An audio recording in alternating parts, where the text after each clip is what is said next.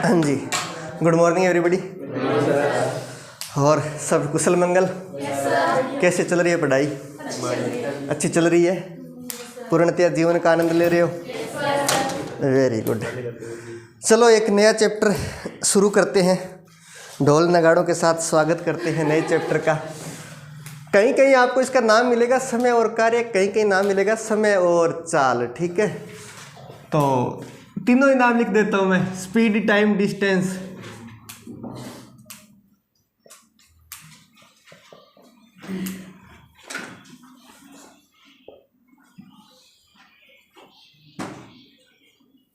Distance तुम्हें समय और चाल या समय और दूरी मिल सकता है। इसमें हम जो है चाल, दूरी और समय के बारे में ही पढ़ने वाले हैं। बिल्कुल बेसिक से बताऊंगा, जो अपने नावधारा के अंदर वगैरह वगैरह जो भी पढ़ा था। ठीक है, सब कुछ बातें तो वही है, लेकिन वहाँ पर मैंने कुछ बच्चों की डिमांड की वजह से पहले करवा दिया था। हालांकि वो चैप्टर बाद में करवाने वाला होता है, क्योंकि ये जब बेसिक कंप्लीट हो जाता है उसके बाद में वो करवाना होता है, लेकिन डिमांड थी इस वजह से पहले करवाया गया।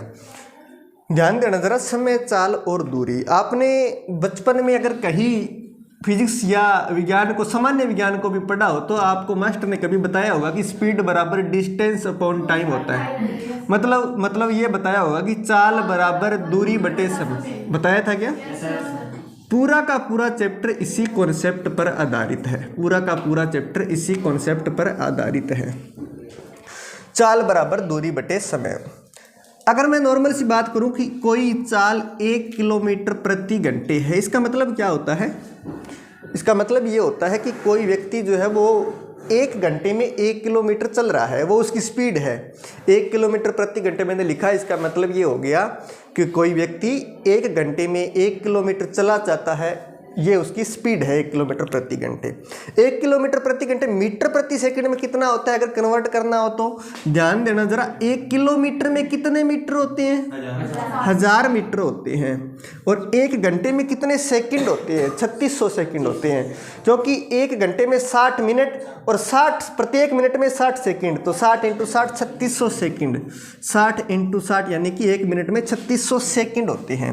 तो मीटर प्रति सेकंड में अगर हम इसको कन्वर्ट करें, मीटर प्रति सेकंड में अगर हम इसको कन्वर्ट करें, तो हमारे पास आएगा 5 बार कटेगा और 2 बार कट जाए, 3 बार कट जाएगा 2 से, तो अपने पास आ गया 5/6 18 मीटर प्रति सेकंड। ये मैंने आपको बताया था पहले भी कि 1 किलोमीटर प्रति घंटे को अगर मीटर प्रति सेकंड में कन्वर्ट करना हो तो 5/18 मीटर प्रति सेकंड से गुणा कर देना, ये बताया था आपको। इसी तरह अगर अपने को मीटर प्रति सेकंड दिया और उसे किलोमीटर प्रति घंटे में कन्वर्ट करना हो तो 18/5 से गुणा कर देना, किलोमीटर प्रति घंटे में आ जाएगा। ये बात नहीं बताई थी? दोनों बात सामान्य बातें हैं। याद रखने के लिए कि गुरुजी 18 ऊपर कहाँ रखना है, नीचे कहाँ रखना है, ध्यान देना जरा। किलोमीटर बड़ा होता है कि मीटर बड़ा? किलोमीटर बड़ा होता है, तो बड़ी संख्या ऊपर आएगी जब किलोमीटर प्रति घंटे में चेंज करना हो, और छोटी संख्या नीचे आएगी। जब मीटर प्रति सेकंड में कन्वर्ट करना हो तो छोटी संख्या ऊपर, क्योंकि मीटर छोटा होता है, और 18 नीचे आ जाएगी, यानी बड़ी संख्या नीचे आ जाएगी। बात क्लियर है क्या? इतनी बात नोट करो, फिर और आगे बढ़ते हैं।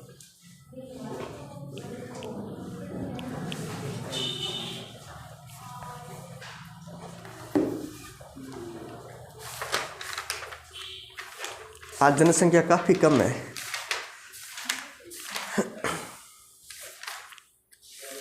वीकेंड आते आते पढ़ाई से भरोसा उठ जाता है क्या?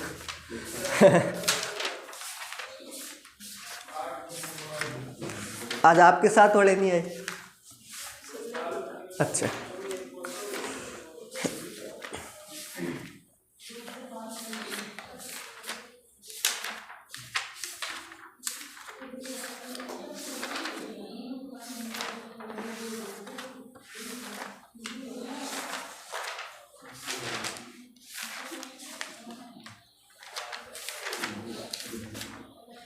नोट हो गया? चलो अब ध्यान देना जरा, थोड़ा सा और समझते हैं। इस दुनिया का सबसे तेज दौड़ने वाला व्यक्ति कौन है? नहीं, उससे भी खतरनाक दौड़ने वाला एक व्यक्ति और है जिसने मिल्खा सिंह का भी रिकॉर्ड तोड़ा है। उसेन बोल्ट, बिल्कुल सही नाम। उसेन बोल्ट, नाम ही बोल्ट है, नाम ही बोल्ट है। बोल्ट मतलब बुलेट, है ना, गोली की स्पीड से चलता है। उसेन बोल्ट ऐसा व्यक्ति है जिसने 100 मीटर की दूरी 8 पॉइंट समथिंग सेकंड में क्लियर की है। 8 पॉइंट समथिंग सेकंड मतलब लगभग 9 सेकंड में कंप्लीट नहीं हुए हैं। मैं इसको अगर ऐसा मानूं कि 100 मीटर की दूरी उस व्यक्ति ने 9 सेकंड में क्लियर की है उसेन बोल्ट ने, तो ये थोड़ा सा आपके दिमाग में इमेज नहीं बना पा रही होगी कि ये स्पीड कितनी है ना, थोड़ी इमेज बनाते हैं, ध्यान देना जरा। 100 मीटर प्रति सेकंड प्रति 9 सेकंड को मैं अगर किलोमीटर प्रति घंटे में चेंज करके देखूं वास्तव में तो क्या होता है, ध्यान देना। स्पीड बराबर होता है डिस्टेंस अपॉन टाइम। डिस्टेंस दूरी कितनी है 100, टाइम कितना लगा 9 सेकंड। ये मीटर प्रति सेकंड में है, किलोमीटर प्रति घंटे में चेंज कर दूं तो 18/5 से गुणा करना पड़ेगा। 18/5 से गुणा किया तो 9 दुए और 20 पंजा तो 40 किलोमीटर प्रति घंटा दौड़ता है ये व्यक्ति। 1 घंटे में 40 किलोमीटर दौड़ता है। यहाँ पर रास्ता रोडवेज जो है वो चलती है इस साल से, ठीक है। तो एक इंसान के लिए बड़ी असामान्य स्पीड है ये। असामान्य क्यों? क्योंकि हमारे की हृदय की जो धड़कन है ना वो इस स्पीड से काम नहीं करती। हमारा हृदय इस स्पीड से रक्त पंप नहीं करता। तो जब तक इस स्पीड से पंप नहीं करता तो हमारी मसल्स भी इस स्पीड से चल नहीं सकती, है ना। उसी स्पीड से चल पाती है जितनी मैक्सिमम हृदय की पावर होती है। लेकिन ये असामान्य स्पीड है, तो ये कोई आसान सा काम नहीं है, बहुत ही खतरनाक स्पीड है, बहुत खतरनाक व्यक्ति है। तुम देखना जरा, मतलब तुम सोचना, मतलब पत्थर टाइप लगेगा तुम्हें, पत्थर टाइप एकदम। इतनी मसल्स मजबूत है उस व्यक्ति को देखने से भी लग जाएगा कि वास्तव में दावा की यही है। तो नोट कर लो ये भी, थोड़ा सा आपको क्लियर रहे कि क्या कुछ होता है। इस दुनिया में सबसे ज़्यादा स्पीड और किस जीव की है? चीता की। कितनी होती है? चीते की स्पीड होती है 112 किलोमीटर प्रति घंटा। भाई साहब पेड़ ट्रेन कुछ छोड़ता है, कुछ नहीं छोड़ता। ट्रेन के पीछे भी लग गया तो ट्रेन को भी पकड़ लेता है। कुछ नहीं, बस आत्मसमर्पण कर दो भैया, ना राम का नाम ले 2-4 मिनट अगर जिंदा हो तो। हाँ, जितनी देर ले सको राम का नाम ले। चीता तो नहीं छोड़ता, उठा के ऊपर ले जाता है वो आपको। कभी कभी बहुत सारे चीते एक साथ मिल जाते हैं तो शेर को भी गिरा लेते हैं। तो तुम तो इंसान हो, तुम्हें कहाँ छोड़ने वाला है? फिर काम नहीं चल सकता। बिल्कुल भी नहीं चल सकता, ठीक है, मरना तय होता है। हाँ बिल्कुल। भैंसा देखा आपने? भैंसा कितना खतरनाक होता है। मतलब भैंसा अगर टक्कर लेवे तो चीते के मुकाबले तो बहुत ज़्यादा उसमें बल होता है, लेकिन चीता भैंसे को भी पकड़ कर गिरा देता है मात्र 1 मिनट में। इतनी ताकत और इतना दिमाग होता है, क्योंकि कई बार ताकत के लिए काम नहीं आती, दिमाग भी चाहिए। फुर्तीला शरीर किसका होता है? चीते का होता है, भैंसे का नहीं होता। जंग में क्या होता है, जो रेसलर होते हैं वही जीत पाते जो इनका शरीर फुर्तीला हो। अक्सर जो फुर्तीले नहीं होते उनमें चाहे जितना मर्जी बल हो, पर सामने वाले को वो ज़्यादा सामने टिक नहीं पाएंगे बहुत लंबे समय तक, क्योंकि जिसका फुर्तीला शरीर है ना वही आगे निकल पाता है। कबड्डी में भी आपने देखा होगा, है ना। कबड्डी के अंदर एक तो होता है कि बहुत तकड़ा पहलवान के व्यक्ति को पकड़ लिया तब जाने ही नहीं देगा, और एक ऐसा होता है फुर्तीला होता है, वो जल्दी से आगे भाग जाएगा, हाथ ही नहीं आएगा। तो फुर्तीला जो होता है वो ज़्यादा कामयाब होता है। तो चीता जो है फुर्तीला बहुत है। दम तो हाथी में बहुत ज़्यादा है, बहुत पावर होती है हाथी में। वजन इतना है कि पैर रख दे तो चीता वहीं खत्म है। पर नहीं, हाथी के भी ऊपर चढ़ जाता है और हाथी को भी गिरा देता है ये चीता, क्योंकि छलांग इतनी मजबूत है। हिरण को आपने देखा होगा, हिरण बड़ा फुर्तीला होता है। हिरण जब खेतों के अंदर होते हैं तो मस्ती में भी इतनी छलांग लगाता है, अपने जो घर की हाइट होती है ना उतनी ऊंची छलांग लगा लेते हैं मस्ती में भी। तो तुम सोचो अगर उसके इमरजेंसी हो कोई, है ना, भूख लगी हो या कोई पीछे चीता पड़ गया हो, भूख लगी हो, तो हिरण की इतनी तेज छलांग होती है कि खेत में कोई भी बाढ़ कोई भी दीवार काम आएगी नहीं। हिरण से बचना है तो खेत में कोई भी बाढ़ वगैरह काम आती नहीं है। हिरण इधर जो क्षेत्र रणगंगा साइड में इधर हिरण थोड़े ज़्यादा पाए जाते हैं, क्योंकि इधर बिश्नोई क्षेत्र ज़्यादा है, और बिश्नोई जो है हिरण को पूज्य मानते हैं, वो मारते नहीं हिरण को, ठीक है, तो पूज्य मानते हैं उन। हाँ जी, हिरण रोज तो है, हिरण ज़्यादा इधर रहते हैं, ठीक है। पहले तो बहुत ज़्यादा थे, अब तो वर्तमान में फिर भी जनसंख्या इनकी कम हो गई हिरणों की। पहले बहुत ज़्यादा थे, मुझे मेरा बचपन याद, क्योंकि हमारा गाँव इधर ही था, ठीक है, पहले, अभी यहाँ स्थापित हो गए हैं। तो हिरण इतने ज़्यादा आते थे, पूरी की पूरी टोली आती थी, जैसे आजकल होती है ना भेड़ें जो रखती है एकदम टोली, उस तरह टोली आती थी। और ऐसा माना जाता था कि अगर टोली आ गई तो बस पूरा खेत समाप्त है, क्योंकि 1 सेकंड में उनको निकाल पाना संभव नहीं है, और इतनी टोली कुछ छोड़ती है नहीं। और कितनी भी बड़ी बाढ़ लगा लो आप, कुछ भी लगा लो, पर वो आएंगे तो आएंगे ही आएंगे, क्योंकि छलांग इतनी तेज़ होती है कि कोई भी बाढ़ उनके आगे काम ही नहीं करती। तो फुर्तीला शरीर चाहिए, फुर्तीला शरीर होता है हिरण का। और बचपन से जो चीज़ सीखता है व्यक्ति वही उसी में कामयाब होता है। हिरण बचपन से सीखता यही है कि हाँ आसपास की हिरणों को छलांग लगाते हुए, और बचपन में अगर उसकी ताकत दबा दी जाए तो नहीं सीख पाता। क्यों? क्योंकि एक एग्जांपल बताता हूँ आपको। मैंने एक व्यक्ति को देखा, एक व्यक्ति खेत में गया, मतलब जानकारी में मेरे खेत में गया, वो भेड़ें चराता है, बकरियां चराता है, ठीक है। तो खेत के अंदर उसे कोई हिरण का छोटा बच्चा मिल गया, मतलब बिल्कुल इतना छोटा बच्चा कि खुद चल भी ना सके। 1-2 दिन ही हुए थे उसको जन्मने के उपरांत। तो वो घर पे लेके आ गया, और घर पे लाने के बाद में उसको बकरियों के साथ में रखने लग गया। बकरियों के साथ में रख के लग गया, तो अब उस हिरण को नहीं पता कि मेरी शक्ल कैसी है। खुद को थोड़ी ना कोई देख पाता है। हम खुद को तब तक नहीं देख पाते जब तक दर्पण के सामने ना जाए। केवल कपड़े देखने से क्या होता है? तो उस हिरण को भी ये लगा कि जो मेरे पास आसपास जीव है, मैं भी वैसा ही हूँ। 1-2 साल उनके साथ ही रहा, उनके साथ ही चरने जाता, उनके साथ ही आ जाता। अब वो हिरण भूल चुका अपनी ताकत। ना ही तो वो छलांग लगाता, बकरियों की तरह बिल्कुल नॉर्मल चलता है, बकरियों की तरह ही नॉर्मल आता है। उसको नहीं पता, जहाँ उसको रोक दो वहीं रुक जाता है। बिल्कुल भेड़ बन चुका है हिरण, मतलब, ठीक है। तो ऐसी स्थिति हो जाती है आसपास देखने से। अब वो ताकत उसको नहीं पता कि वास्तव मेरी क्या ताकत है। तो कोई भी जीव अपनी ताकत तभी निकाल पाता है बाहर जितना ज़्यादा कि वो अपने समाज के लोगों के साथ रहे या उसको प्रकट किया जाए ना। शिक्षा का एक भाव है जो जॉन लॉक नाम के एक मनोवैज्ञानिक हुए, उन्होंने कहा है कि शिक्षा, उनसे पूछा गया कि शिक्षा क्या है, तो उन्होंने कहा शिक्षा वो चीज़ है जो व्यक्ति के अंदर छुपी हुई ताकतों को बाहर निकालती है ना।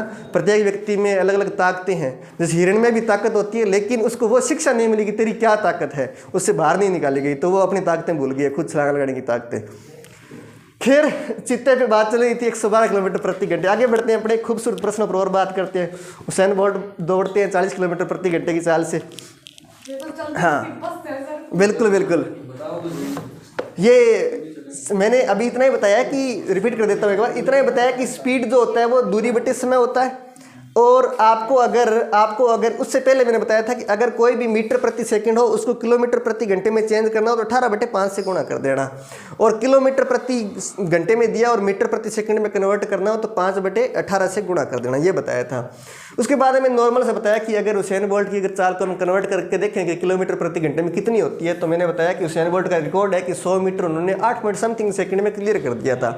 तो लगभग मैंने उसको 9 सेकंड मान लिया, और इसको 100 मीटर बटे 9 सेकंड ये जो चाल आई है इसको मैंने किलोमीटर प्रति घंटे में चेंज किया, तो 18/5 से गुणा किया, तो 40 किलोमीटर प्रति घंटे स्पीड आई, जो कि एक असामान्य स्पीड है किसी व्यक्ति के लिए। और फिर मैंने बताया कि चीते की जो नॉर्मल चाल होती है 112 किलोमीटर प्रति घंटे होती है। ये सामान्य नॉलेज के लिए बताया, हालांकि इस चैप्टर से आपको कोई लेन देना नहीं हुसैन बोल्ट का, ठीक है। आगे लिखो, अब लगाओ टाइप 1। अब अपने प्रश्न पर बात करते हैं। टाइप 1, प्रश्न 1।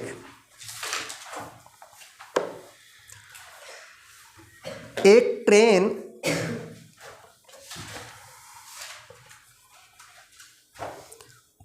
बिना रुके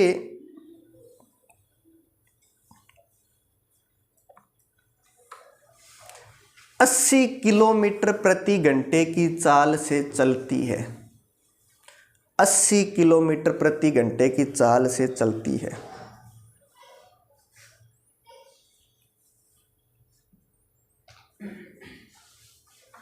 जबकि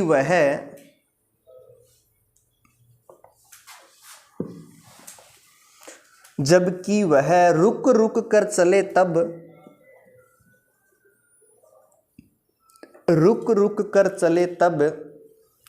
60 किलोमीटर प्रति घंटे चलती है।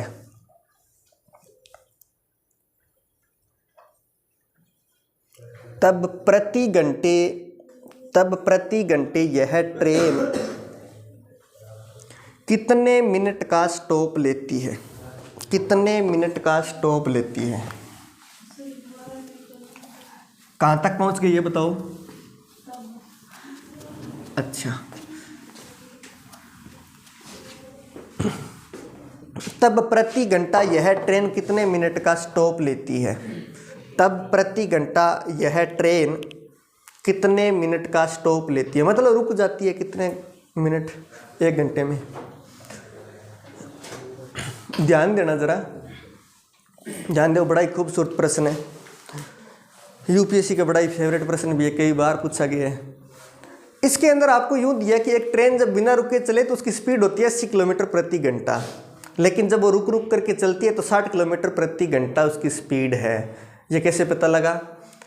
जब ट्रेन 80 किलोमीटर प्रति घंटा चल रही है, इसका मतलब है कि उस ट्रेन ने 1 घंटे में 80 किलोमीटर दूरी तय की है। और अगर बीच में कोई स्टेशन वगैरह या स्टॉप वगैरह आ गया तो रुक करके वो जो दूरी थी अब एक घंटे में 60 किलोमीटर ही चल पाई है, तो उसकी एवरेज स्पीड पता चल गई कि वो 60 किलोमीटर प्रति घंटा चलती है। तो आपसे पूछा बताओ जरा वो कितने मिनट रुकी है एक घंटे के अंदर, कितना स्टॉप लिया है उसने। ध्यान देना जरा, 80 किलोमीटर प्रति घंटा चलती है, इसका मतलब हुआ कि वो ट्रेन 80 किलोमीटर 60 मिनट में तय करती है। अब वो 60 मिनट में 80 नहीं चल पाई, अब वो 60 ही चल पाई है, 60 किलोमीटर प्रति घंटा चली है, इसका मतलब अब वो 60 मिनट में 60 किलोमीटर ही चल पाई है। तो वो रुकी कितना, वो उतना रुक गई जितना कि वो 20 किलोमीटर और चल पाती। 20 किलोमीटर चलने में और जितना समय लगता है उतना वो रुक गई है। तो 20 किलोमीटर चलने में इस ट्रेन को कितना समय लगता है वही आपको बताना है, कितने मिनट लगते हैं वही आपको बताना है, क्योंकि उतना वो रुक गई है। चॉकलेट का नियम याद है बचपन का? बचपन में मास्टर ने कभी बताया होगा कि यूं गुणा करना होता है, यूं गुणा करके भाग दे दो तो आपके पास जो वैल्यू गायब है वो आ जाती है। यानी 20 × 60 करते हैं और इनका गुणा करके भाग दे देते हैं तो ये जो वैल्यू गायब है वो आ जाएगी। हल कर लेते हैं, 20 से 4 बार 15 मिनट का वो स्टॉप लेती है, 15 मिनट का वो स्टॉप लेती है। ठीक है, ध्यान देना जरा, मैं एक बार इस बात को फिर से रिपीट कर देता हूँ, कोई ट्रेन 80 किलोमीटर 60 मिनट में चल रही है, 80 किलोमीटर 60 मिनट में चल रही है, 80 किलोमीटर 60 मिनट में चल रही है, तो 1 किलोमीटर कितने मिनट में चलेगी? 60/80, 80 जो बटे में आ गया। हमें चाहिए 20 किलोमीटर कितने मिनट में चलती है, तो 20 का उधर गुणा किया, इधर भी करना पड़ेगा, तो 60/80 गुणा में 20, यही काम मैंने यहाँ पर किया है। 60 गुणा में 80, 60 गुणा में 20/80 और 15 मिनट उत्तर आ गया था। ये वो टाइम है जो कि 20 किलोमीटर चलने में उसे लगता है और इतना वो नहीं चल पाई, इसका मतलब इतना वो रुक गई है, 15 मिनट का उसने स्टॉप ले लिया है। ये आप नोट करो, फिर एक तरीका और बता देता हूँ जो अक्सर बुक्स में दिया होता है, ये आप नोट करो, उसके बाद में एक तरीका और बता देता हूँ।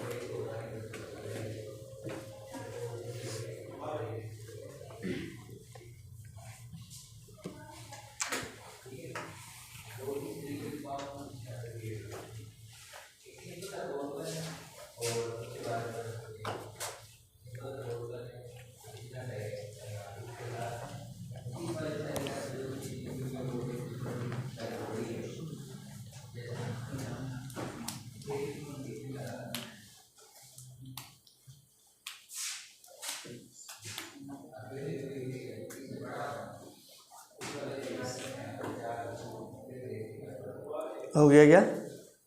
आगे बढ़े, सुनना जरा एक बार।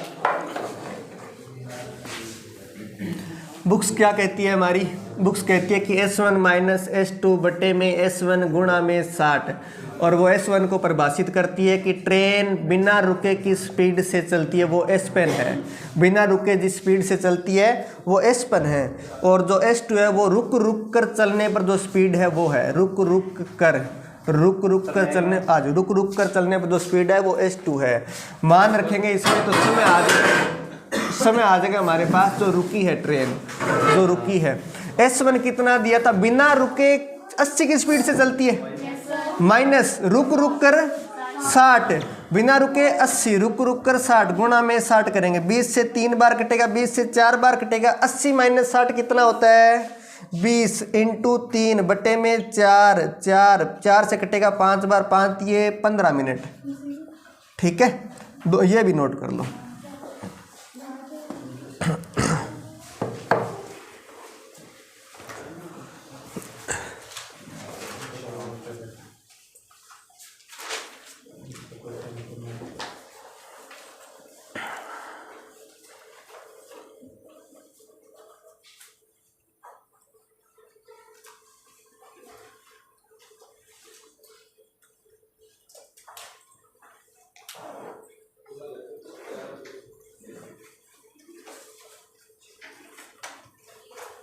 इसका क्वेश्चन क्या था? क्वेश्चन ये है कि कोई ट्रेन जब बिना रुके चलती है तो 80 किलोमीटर प्रति घंटे उसकी स्पीड है, यानी 1 घंटे में 80 किलोमीटर चल जाती है। और अगर वो रुक रुक कर चलती है, अगर बीच में कोई स्टॉप आता है, रुक रुक कर चलती है, तो वो 1 घंटे में 60 किलोमीटर ही चलती है, यानी उसकी स्पीड 60 किलोमीटर प्रति घंटे है। तो आपको बताना है कि जब वो रुक रुक करके चलती है तो बीच में 1 घंटे में कितने मिनट का स्टॉप लेती है, कितने मिनट रुक जाती है।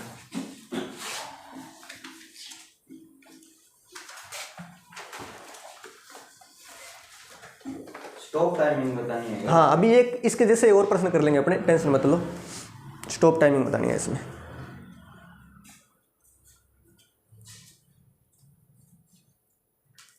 नोट हो गया क्या?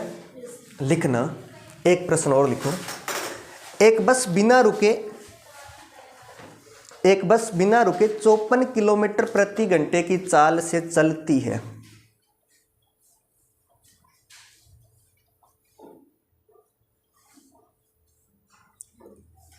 जबकि रुक रुक कर वह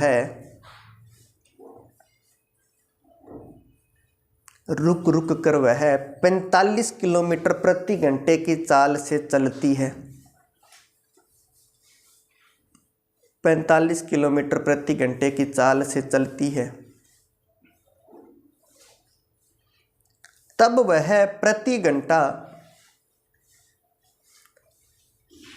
कितने मिनट का स्टॉप लेती होगी? तब वह प्रति घंटा कितने मिनट का स्टॉप लेती होगी?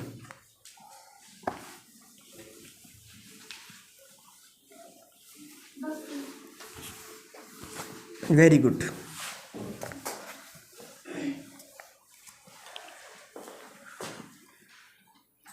ट्रेन 54 किलोमीटर चलती है जब वो रुकती नहीं है 60 मिनट में। 1 घंटे में चलती है, 60 मिनट में 54 किलोमीटर चलती है। लेकिन जब वो रुक जाती है, रुक रुक कर चलती है, तो वो कितना चलती है? 45 किलोमीटर चलती है 1 घंटे में। इसका मतलब वो 9 किलोमीटर कम चली।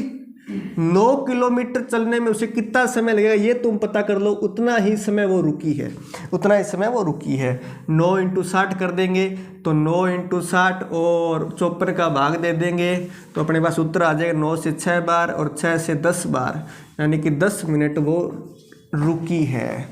अगर इस तरीके से करें तो S1 - S2 बटे में S1 है बिना रुके चाल जो कि 54 किलोमीटर प्रति घंटा।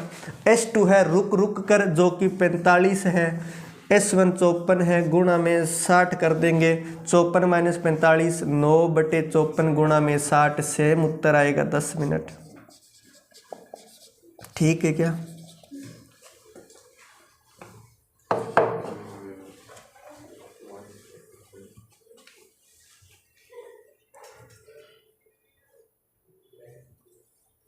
सर वो जो इनटू में 60 है वो मिनट है क्या?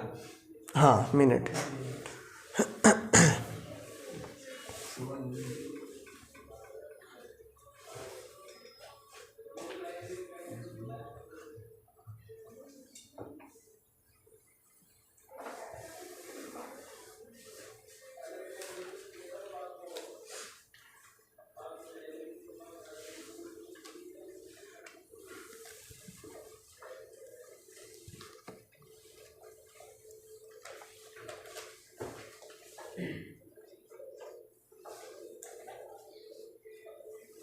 आगे बढ़ें क्या? लिखना। एक ट्रेन बिना रुके 90 किलोमीटर प्रति घंटे 90 किलोमीटर प्रति घंटे की चाल से चलती है।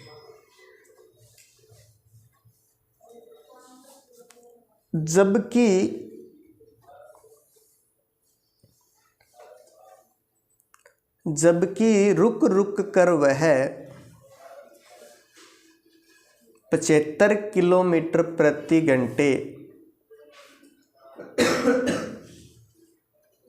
की चाल से चलती है।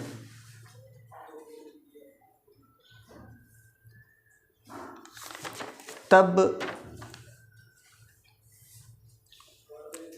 प्रति घंटा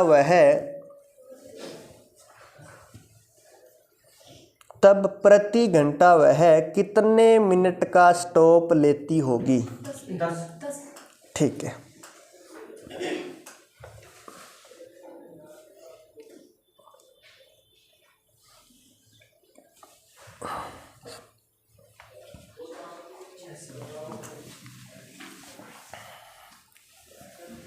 सबका उत्तर आ गया क्या?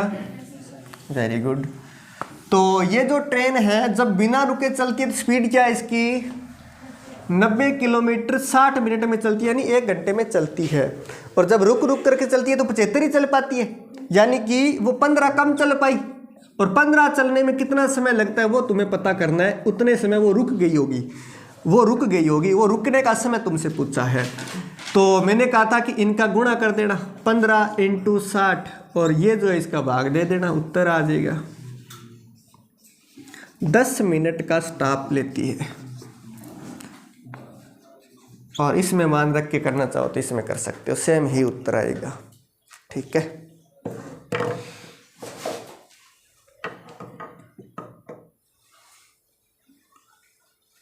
सबका हो गया। टाइप 2 लगाओ।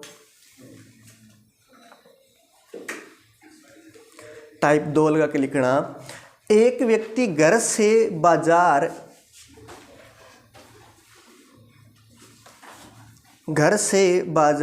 पैदल जाकर गाड़ी से लौटता है। पैदल जाकर गाड़ी से लौटता है। एक व्यक्ति घर से बाजार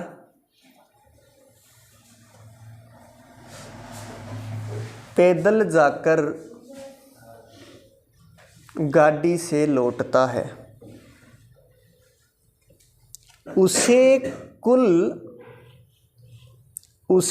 कुल 8 घंटे का समय लगता है। उसे कुल 8 घंटे का समय लगता है। यदि वह गाड़ी से जाता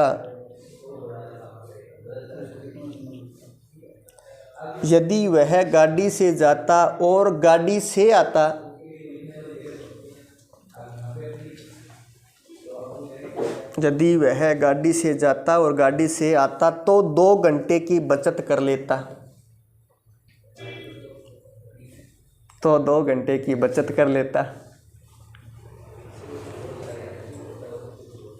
तब यदि वह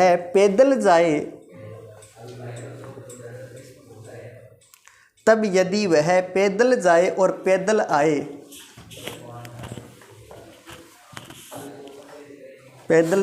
पैदल आए तो उसे कितना समय लगेगा। बड़ा ही खूबसूरत प्रश्न। पैदल जाए और पैदल आए तो उसे कितना समय लगेगा। हाँ जी, ध्यान दो ज़रा।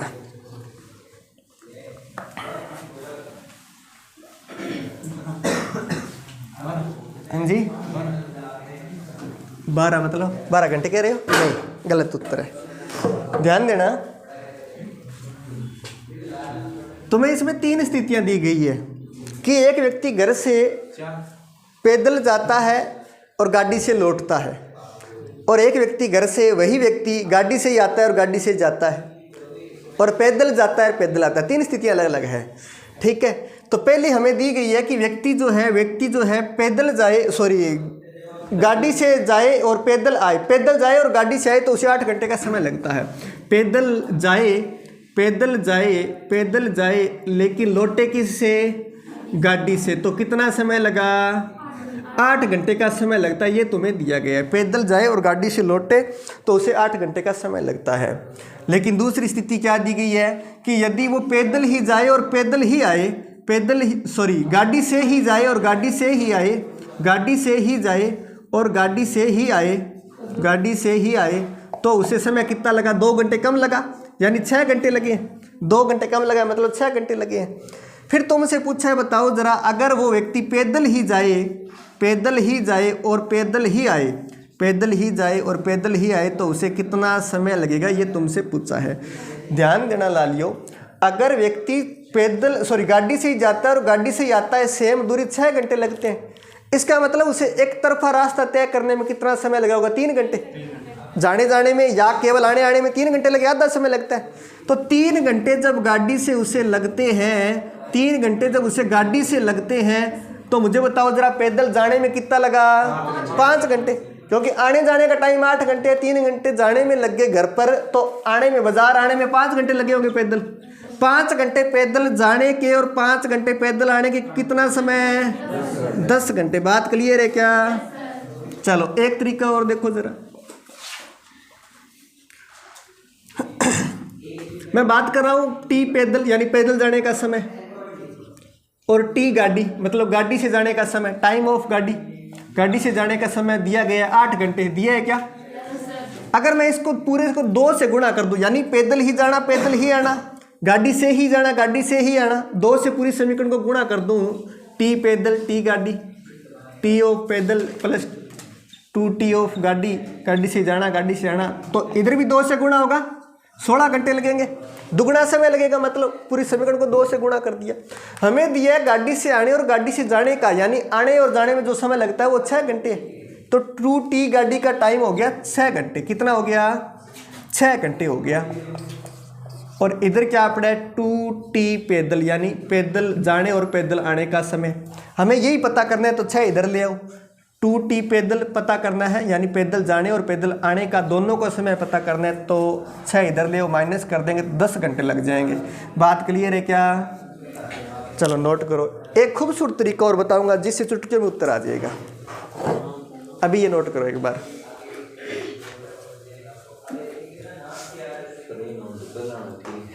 नहीं, अभी इससे एक और भी गजब तरीका आएगा। ये बुक का मेथड है ना, बुक वाले थोड़े अक्सर मुश्किल ही होते हैं। अभी मेरे वाला तो आना बाकी है। हाँ,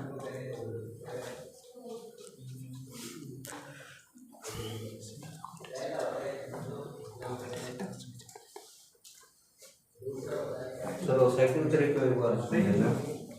अभी तुम देखते जाओ जरा। हाँ जी, सेकंड तरीका समझा तो हाँ बता दूंगा, कोई दिक्कत नहीं।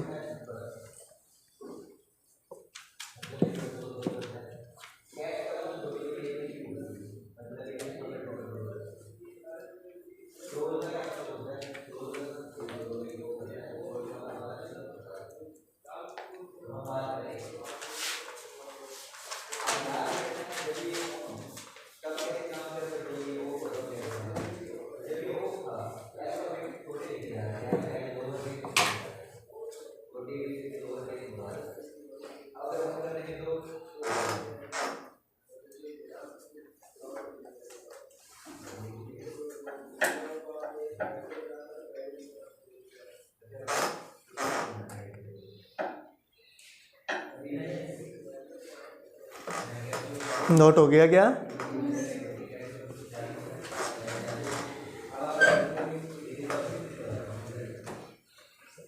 देखो जरा, मैंने कहा कि पैदल जाने का समय और गाड़ी से आने का समय दिया गया कुल 8 घंटे।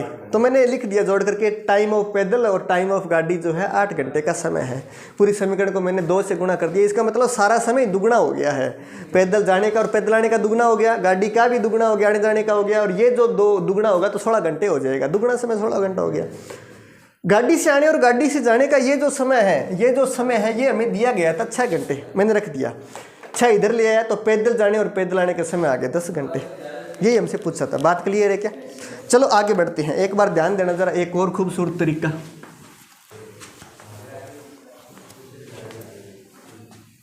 मुझे आप ये बताएं जरा, आपको जो दिया गया है व्यक्ति के गाड़ी से जाने और गाड़ी से आने का समय और पैदल जाने और पैदल आने, इन दोनों के ठीक बीच वाली स्थिति कौन सी है?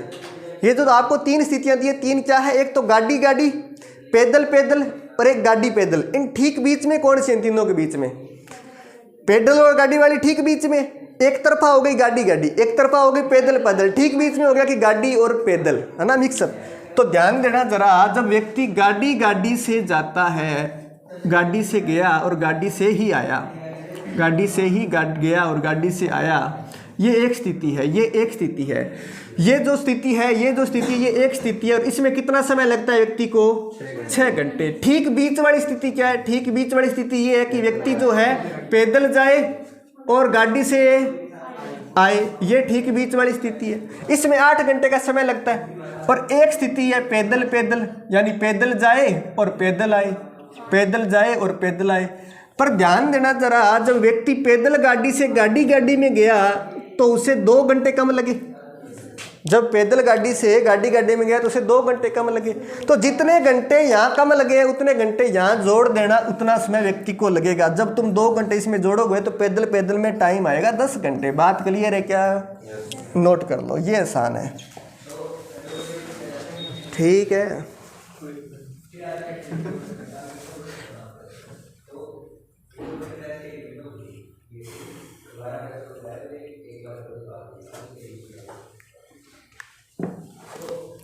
आज तो दिमाग में गाड़ी पैदल घूम रही होगी।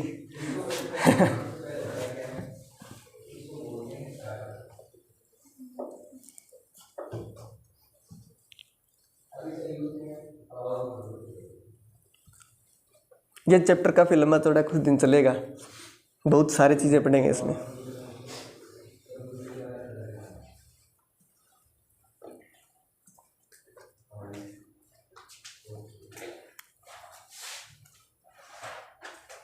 इसमें हम 2 व्यक्तियों के द्वारा की गई मुलाकातें भी पढ़ेंगे। पहली मुलाकात कब होती है वो भी पढ़ेंगे। ठीक है, बहुत सारे प्रश्न पढ़ेंगे। लिखना, एक व्यक्ति घर से पैदल जाता है। एक व्यक्ति घर से पैदल जाता है एवं गाड़ी से लौटता है। बाजार जाके गाड़ी खरीद लेता है।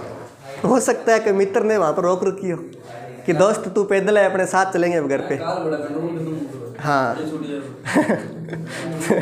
ठीक है, सही बात है, बिल्कुल। एक व्यक्ति घर से पैदल जाता है एवं गाड़ी से लौटता है।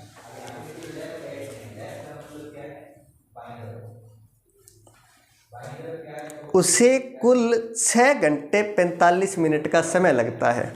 उसे कुल 6 घंटे 45 मिनट का समय लगता है। यदि वह गाड़ी से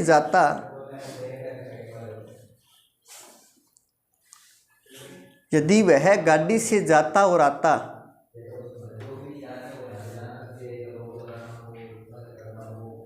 तब 1 घंटे की बचत कर लेता।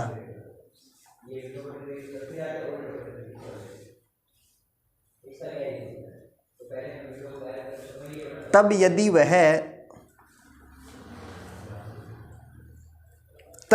वह पैदल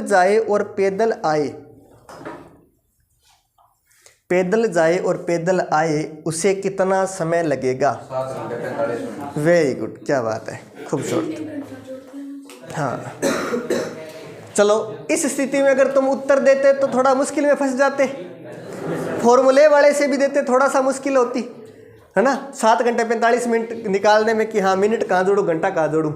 पर इसमें कोई दिक्कत नहीं है, सीधा पता चल रहा है। तो बड़ा ही खूबसूरत तरीका है कि व्यक्ति को जो समय लगता है नॉर्मल पैदल जाने में और गाड़ी से आने में, वो 6 घंटे 45 मिनट का समय है। 6 घंटे 45 मिनट का समय है। अगर वो ये काम ना करता तो 1 घंटा कम लगता, 1 घंटा उसे कम लगता, यानी गाड़ी से जाए तो 5 घंटे 45 मिनट लगते हैं। 5 घंटे 45 मिनट लगते हैं। लेकिन यदि वो व्यक्ति पैदल जाए तो 1 घंटा एक्स्ट्रा लगेगा, तो 7 घंटे 45 मिनट। बात क्लियर है क्या? चलो एक खूबसूरत प्रश्न लिखो फिर। हाँ कर लो, नोट कर लो।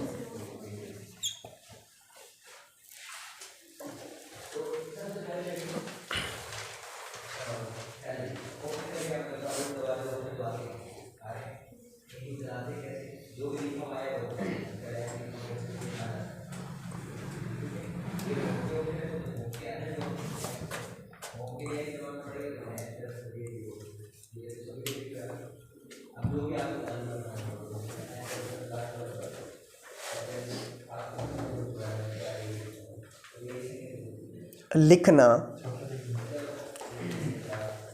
एक व्यक्ति घर से बाजार पैदल जाकर गाड़ी से लौटता है। पैदल जाकर गाड़ी से लौटता है। उसे कुल 7 घंटे 30 मिनट का समय लगता है। 7 घंटे 30 मिनट का समय लगता है। यदि वह पैदल आता एवं पैदल जाता,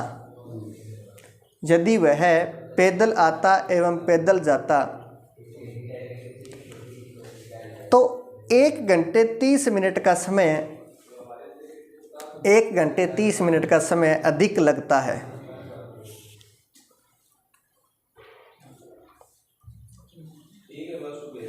सर अगर वह पैदल आता और पैदल जाता तो 1 घंटे 30 मिनट का समय अधिक लगता है।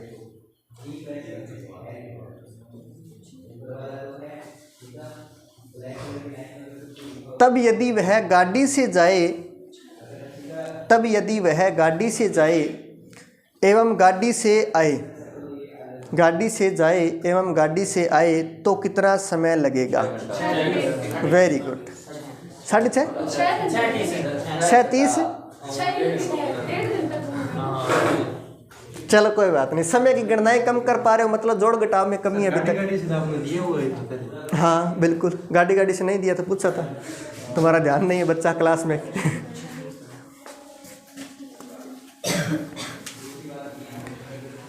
तुम्हें ये दिया था व्यक्ति अगर पैदल जाए और गाड़ी से आए तो उसे 6 घंटे 30 मिनट का समय लगता है, यही दिया था।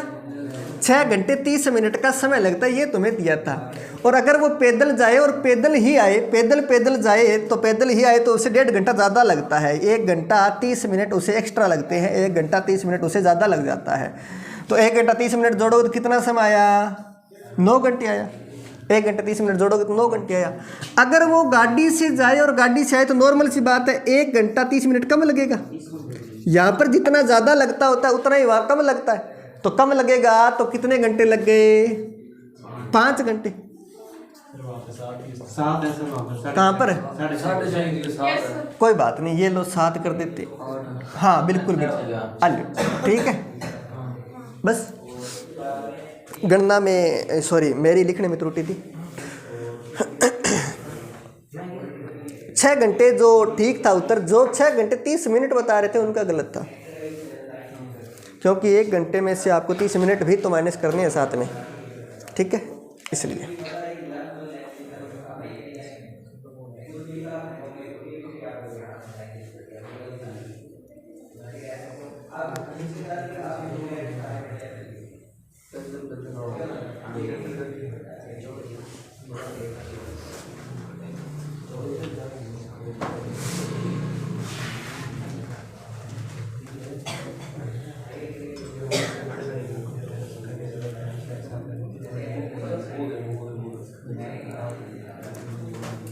नोट हो गया क्या? आगे लिखना। टाइप 3 लगा लो।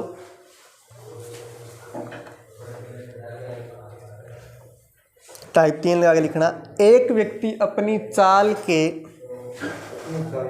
हाँ जी, अपनी चाल के 3/4 से चलता है।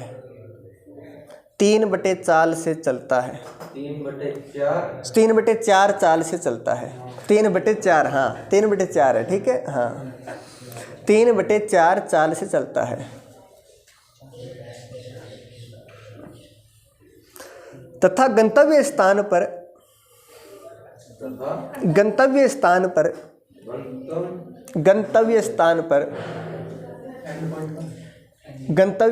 पर 20 मिनट की देरी से पहुंचता है। 20 मिनट की देरी से पहुंचता है।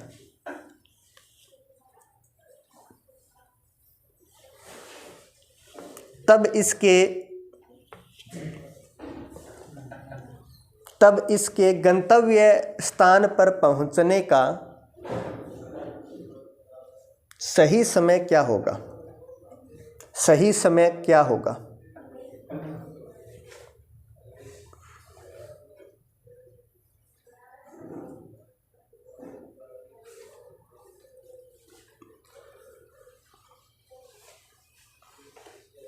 कितने मिनट है सही समय?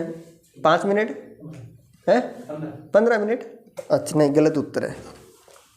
देखो जरा,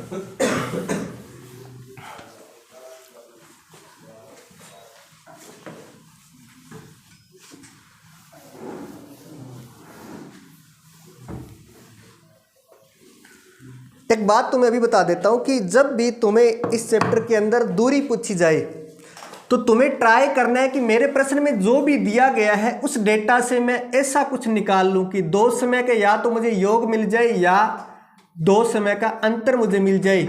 ऐसा तुम्हें ट्राई करना है। अगर ऐसा मिल जाता है तो तुम दूरी आसानी से निकाल पाओगे। ये तुम्हें कोशिश करनी है जब तुमसे दूरी पूछी जाए। लेकिन जब तुमसे समय पूछा जाए, जब तुम्हें समय पूछा जाए तो तुम्हें ट्राई करना है कि मुझे जो प्रश्न के अंदर डेटा दिया गया है उससे मैं T1 अपॉन T2 निकाल पाऊँ, यानी कि समय का अनुपात निकाल पाऊँ, कोई ना कोई समय का अनुपात निकाल पाऊँ। अगर तुम्हें समय पूछा गया है तो ये तुम्हें ट्राई करना है। तो मेरे प्रश्न के अंदर इस बार समय पूछा गया तो मैं कोशिश करूंगा कि मेरी एक कोई ऐसी समीकरण बने जिसमें T1 बटे T2 मुझे मिल जाए। आपने सुना है जो आज का चैप्टर है इसके अंदर शुरुआत में मैंने बताया था कि स्पीड बराबर डिस्टेंस अपॉन टाइम होता है। सुना था क्या?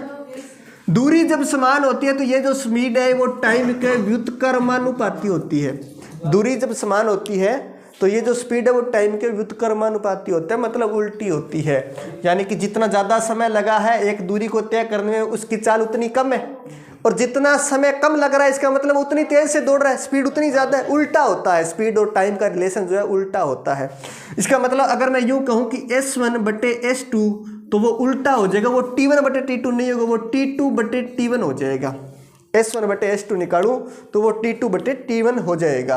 ये बात तुम्हें याद रखनी है। अब ध्यान देना जरा, मेरा प्रश्न क्या कहता है कि एक व्यक्ति अपनी सामान्य चाल के अगर 3/4 चाल से चले, सामान्य चाल अगर मैं मान लूं कि उसकी सामान्य स्पीड जो है x रहती है, तो दूसरी जो स्पीड है वो उसकी स्पीड हो जाएगी 3/4, यानी सामान्य स्पीड की 3/4 चाल से चले तो उसे 20 मिनट ज़्यादा लगते हैं। इसका मतलब अगर उसे सामान्य रूप से जाने में t समय लगता है तो अगर वो 3/4 चाल से चलेगा तो उसे 20 मिनट ज़्यादा लगेंगे, यानी t+20 समय लगेगा। t+20 मिनट जो सामान्य समय लगता है उससे 20 मिनट ज़्यादा लगेंगे। इसमें मान रख दो, हल कर लेते हैं, उत्तर आ जाएगा। मान रख देते हैं, ध्यान देना जरा। S1 x बटे S2 3/4 x, T1 t और T2 की जगह t+20 और T1 की जगह है t। हल करें तो x से x कट जाएगा, t का उधर गुणा कर देता हूँ, 3/4 का जो है 4 ऊपर ले जाता हूँ पहले, ठीक है। 3/4 जो है पलट करके 4/3 हो जाएगा और 4 का गुणा हो जाएगा t के साथ, तो 4t बराबर इस 3 का इधर गुणा होगा, 3t + 20 दिए 60, ये 3t उधर ले जाओ तो 4t - 3t बराबर, और 4t में से 3t गया तो 60 मिनट का समय लगता है उसे सामान्य रूप से चलने पर। 60 मिनट का समय या 1 घंटा बोल सकते हैं। नोट करो, एक बार फिर रिपीट कर देंगे। नहीं, दूसरा भी बताऊंगा घबराओ मत है ना, भारी भरकम देख के। हाँ, यूँ करोगे तुम्हारी पीढ़ियाँ बीत जाएगी कई।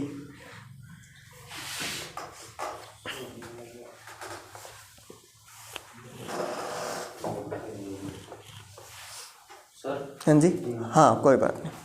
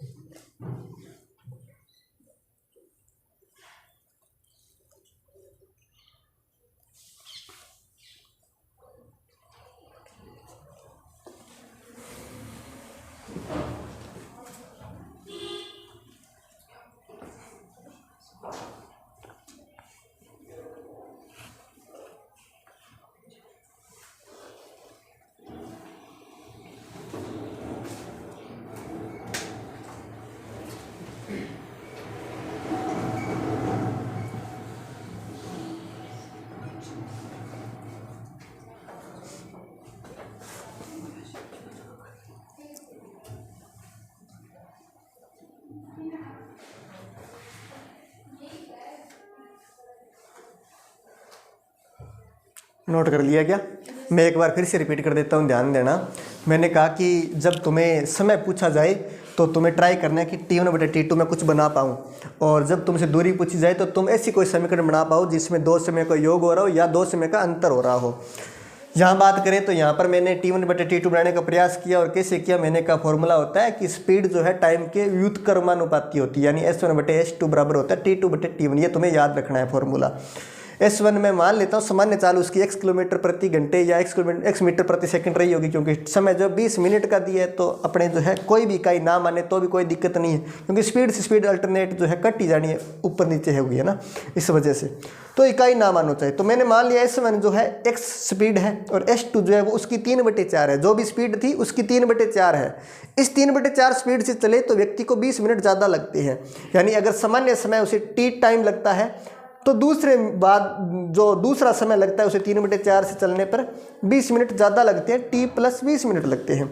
मैंने फॉर्मूले में मान रख दिया S1 का मान S2 का मान, S1x S2 का मान 3/4x, T1 का मान और T2 का मान रख दिया T2 t + 20 और T1 का मान t रख दिया। x से x कट गया, ये जो 3/4 है पलट के ऊपर चला गया और 4/3 हो गया, यानी 4 ऊपर है और 3 नीचे है, 4 ऊपर है और 3 नीचे हो गया। इस 4 का t के साथ गुणा कर दिया 4t, 3 का गुणा इधर हो गया 3t + 20 × 60, 3t + 20 × 60, 3t उधर ले गया, t बराबर 60 मिनट आ गया हमारे पास उत्तर। बात क्लियर है इतनी? अब आगे बढ़ते हैं, अपने ध्यान देना जरा। कोई व्यक्ति को a/b चाल से चलने पर t टाइम की अगर देरी होती है तो तुम्हें कुछ नहीं करना, a और t का गुणा करना है और इनके अंतर का भाग दे देना है, उत्तर आ जाएगा तुम्हारा वो टाइम जो उसे सामान्य चाल से चलने पर लगता है। a × t करना है बटे a - b करना है, वो टाइम आ जाएगा तुम्हारे पास जो सामान्य चाल से चलने पर उस व्यक्ति को लगता है।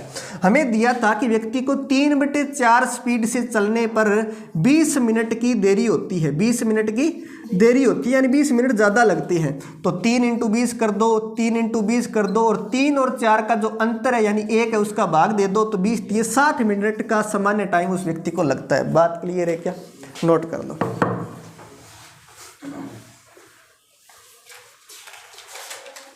ठीक है।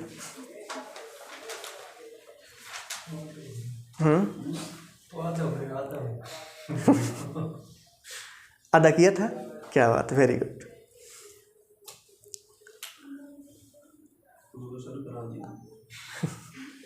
मतलब आधा क्या किया होगा? 3/4 के सामने 20 मिनट देरी लिखा होगा।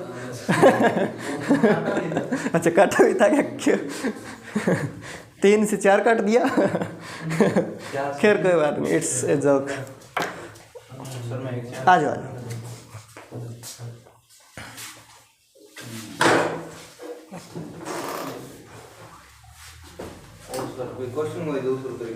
हाँ उसी का दूसरा तरीका है ये वाला।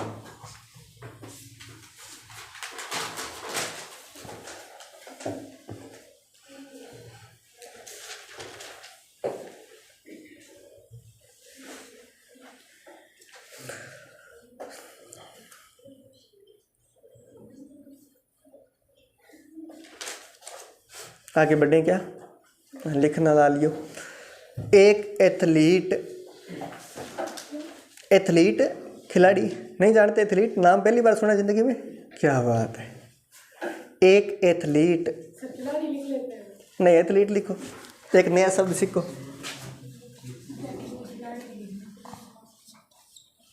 एक एथलीट अपने 5/4 चाल से चलता है, अपनी 5/4 चाल से चलता है तथा 5 मिनट की बचत कर लेता है, 5 मिनट की बचत कर लेता है, तब इसका सही समय ज्ञात कीजिए। वेरी गुड, तब इसका सही समय ज्ञात कीजिए। ठीक है, आसान था, चुटकियों में हो जाएगा। 5/4 चाल से चलता है तो 5 मिनट की बचत कर लेता है, 5 मिनट की बचत कर लेता है तो 5 × 5 25 और 5 और 4 का अंतर 1, सॉरी 5 और 4 का अंतर 1, तो 25 मिनट जो है, 25 मिनट जो है उसका सामान्य समय है चलने का। सामान्य दूरी तय करने में उसको 25 मिनट लगते हैं। बात क्लियर है क्या? आगे लिखो। हाँ T2 वाले T2/T1 वाले से करना तो वो भी कर सकते हो। ठीक है, पर मुक्ति का मुकाम यही है, क्योंकि वो तो कॉन्सेप्ट है, कॉन्सेप्ट क्लियर होने के बाद में मुक्ति एग्जाम में इसी सी होगी। आगे लिखना, एक व्यक्ति अपने 2/3 चाल से चलने पर, हाँ 2/3 चाल से चलने पर उसे 24 मिनट का